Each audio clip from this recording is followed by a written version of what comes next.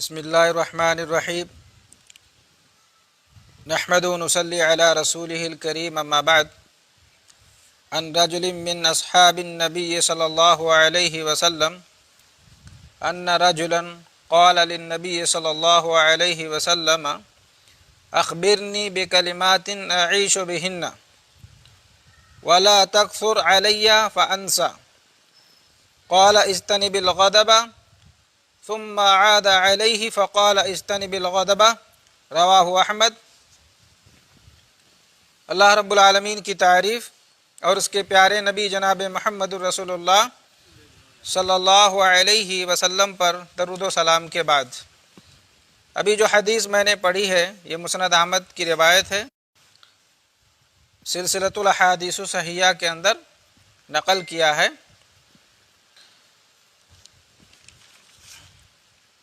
صحابہ میں سے ایک صحابی سے مروی ہے کہ ایک آدمی نے اللہ کے نبی صلی اللہ علیہ وسلم سے کہا، مجھے ایسی باتیں بتائیے جن کو میں ساری زندگی یاد رکھوں۔ اخبرنی بکلمات اعیش بہن، مجھے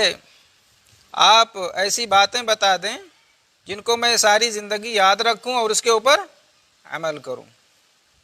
تو معلوم ہوا کہ صحابہ ہمیشہ نبی کریم صلی اللہ علیہ وسلم سے نفع مند چیزوں کے بارے میں سوال کیا کرتے تھے، اس لیے ہمیں بھی چاہیے کہ ہم بھی علماء سے ایسی چیزوں کے متعلق سوال کریں جو ہمیں دنیا اور آخرت میں فائدہ دے سکے۔ اور یہ بھی معلوم ہوا کہ ایک مسلمان کی زندگی میں کوئی خاص عمل ہونا چاہیے جس کے اوپر وہ زندگی بھر عمل کر سکے۔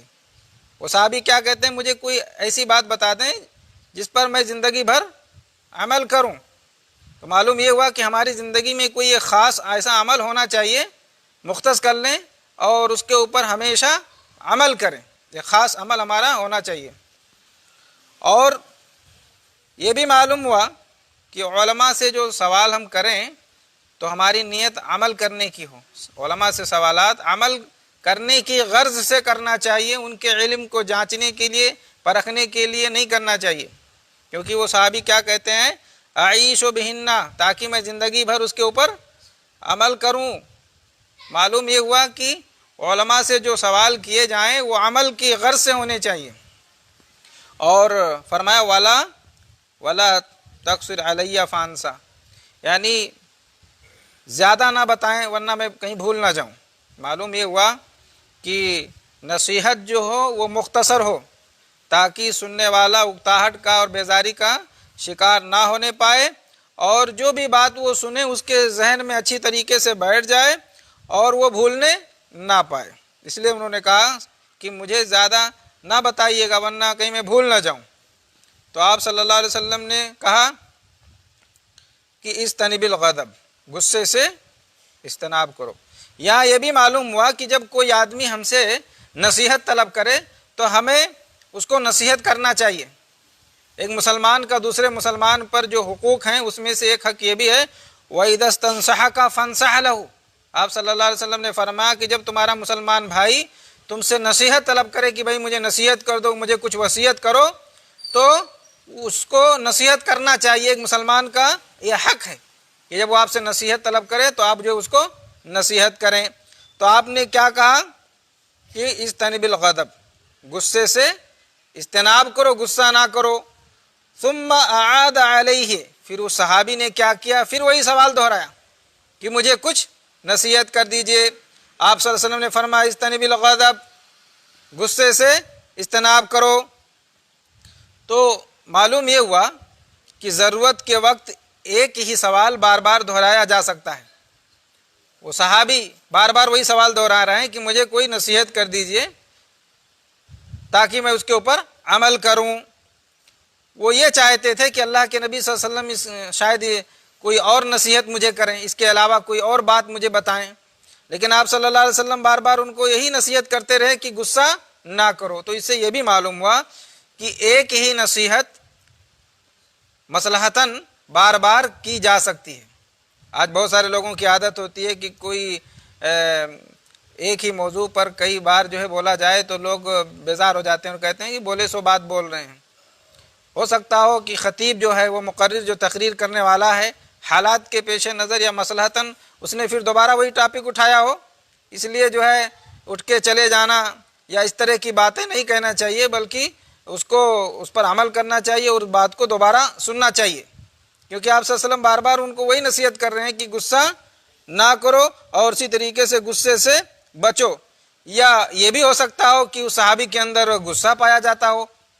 ان کے مزاج میں ذرا سختی رہی ہو، مزاج ان کا تیز رہا ہو، وہ غصے والے تھے، اس لیے آپ صلی اللہ علیہ وسلم نے جو ہے، کیونکہ آپ صلی اللہ علیہ وسلم ماہر نفسیات تھے، مزاج شناس تھے، آپ کو معلوم ہوا کہ یہ غصہ کرنے والے ہیں، ان کو غصہ زیادہ ہے، اس لیے آپ نے جو ہے ان کو یہی نصیحت کیا۔ تو معلوم ہوا کہ لوگوں کے مزاج کو دیکھ کر کے ان کو نصیحت کرنا چاہیے۔ آپ صلی اللہ علیہ وسلم چاہتے تو ان کو کوئی اور نصیحت کر سکتے تھے، لیکن اللہ کے نبی صلی اللہ علیہ وسلم نے غصے کے ٹاپک کو چھیڑا اور کہا کہ غصہ نہ کرو، تو لوگوں کے مزاج کو دیکھ کر کے جو ہے ان کو نصیحت کرنا چاہیے اور ان کے حالات کو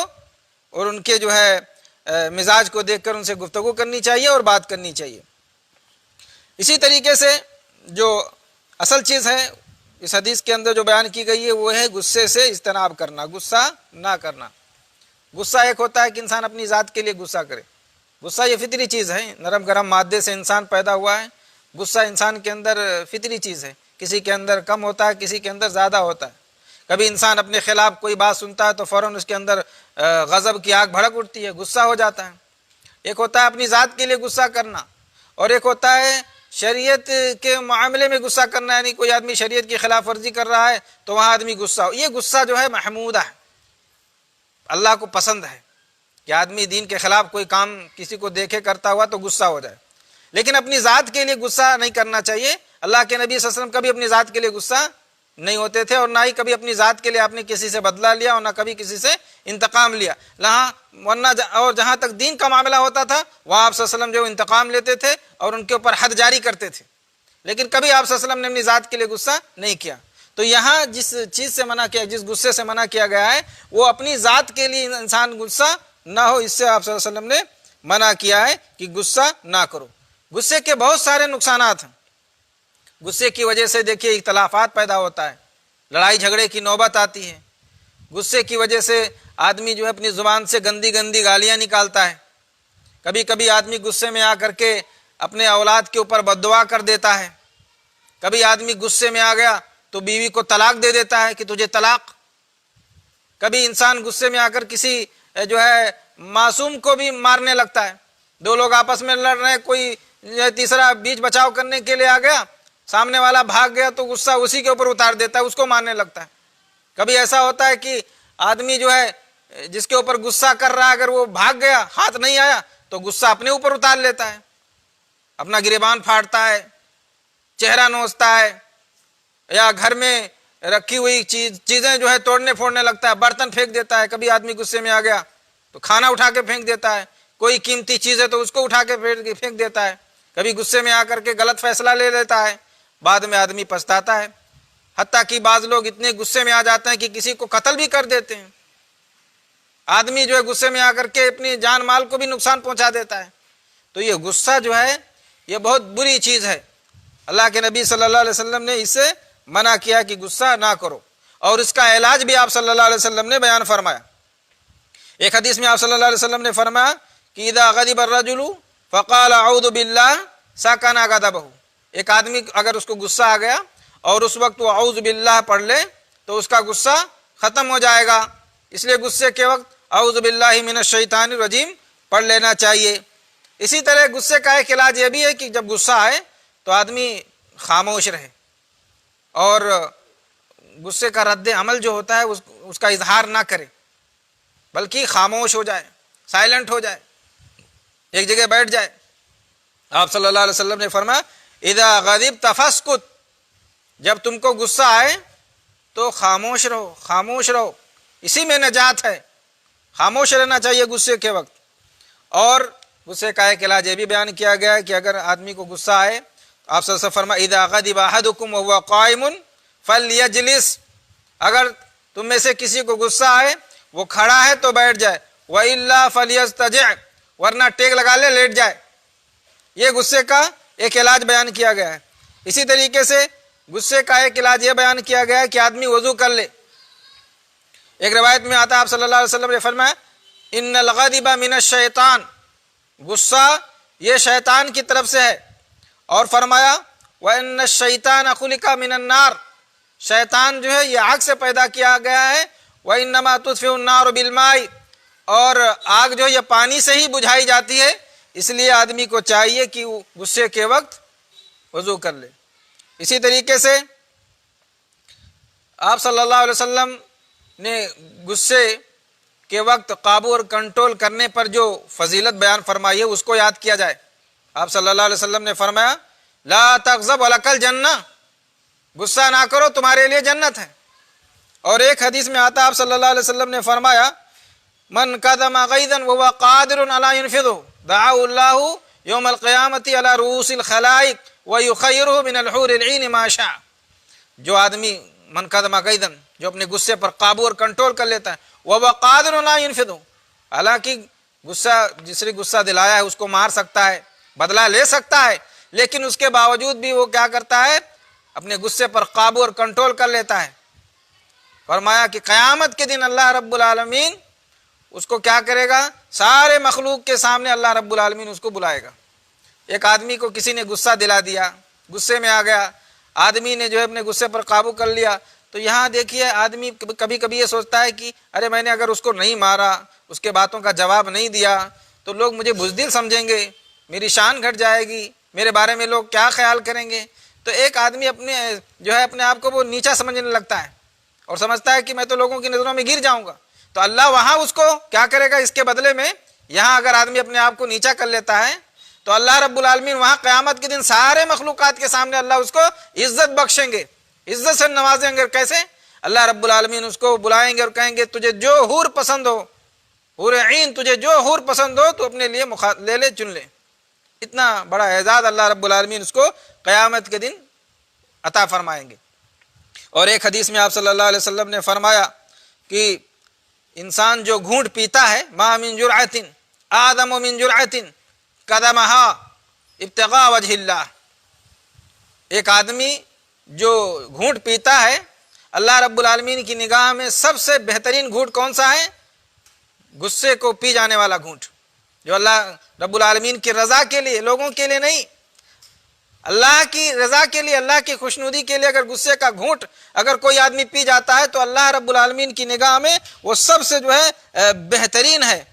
اعظم اجرا، اجر و ثواب کے حساب سے اللہ رب العالمین کی نگاہ میں بہت بڑا اللہ بہت اجر و ثواب عطا فرماتا ہے جو اللہ کے لیے آدمی غصے پر قابو اور کنٹرول کر لیتا ہے۔ تو غصے کے وقت اپنے نفس پر قابو اور کنٹرول کر لینا یہ ہر ایک کے بس کی بات نہیں ہے۔ بہت سے لوگ غصے میں دیکھیے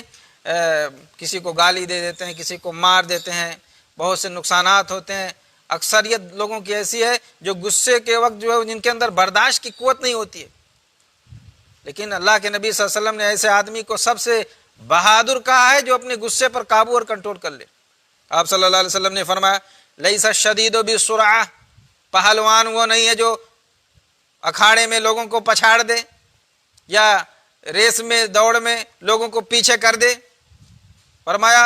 انما شدید الذی یملک نفسہ عند الغضب، بہادر پہلوان وہ ہے جو غصے کے وقت اپنے نفس پر قابو اور کنٹرول کرے، جس کو غصہ دلایا جائے تو وہ برداشت کر لے، کنٹرول کر لے اور اس کا بدلہ نہ لے، بلکہ لوگوں کو معاف کر دے، درگزر کر دے اللہ رب العالمین کی خاطر۔ حسن بصری رحمہ اللہ فرمایا کرتے تھے کہ سب سے بہترین انسان وہ ہے کہ جسے غصہ دیر سے آئے اور جلدی چلا جائے، جسے غصہ دیر سے آئے اور جلدی چلا جائے، اور سب سے بدترین اور برا آدمی وہ ہے کہ جسے غصہ جلدی آئے اور دیر سے جائے۔ اکثر دیکھیے آدمی جو ہے غصہ جلدی آتا ہے اور انسان غصے میں آ کر کے بہت سارے نقصانات کر دیتا ہے، اور